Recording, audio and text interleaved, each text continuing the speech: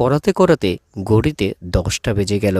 অবশ্য বাইরে যে ঝড় শুরু হয়েছে তাতে ঘড়ি দেখেও লাভ নেই স্যারের। ছাত্রের বাসায় এসে স্যারকে আজ রাতটা থেকে যেতে বললেন। স্যার হাসি মুখে বললেন, কাল ভোরেই ঢাকা যেতে হবে, অতএব আজ রাতে গিয়ে সব কিছু গোছাতে হবে। ঝড় থামলো রাত 11:30টায়। একটা ছাতা স্যারের হাতে স্যার বেরিয়ে পড়লেন। স্যারকে সাবধানে যেতে বলে বাড়ির বাহির পর্যন্ত এগিয়ে দিলেন ছাত্রের বাবা। চারিদিকে ঘুটঘুটে অন্ধকার, মাঝে মাঝে বিদ্যুৎ চমকাচ্ছে। রাস্তার মধ্যে কাদা হওয়ায় স্যারের চলতে বেশ কষ্ট হচ্ছে। এক পা দুপা করে স্যার ছাড়া বনের কাছে চলে এলেন। বন মানে সে বনের পাশে পাশে কেউ থাকে না এবং খুব খারাপ একটি বন ছিল।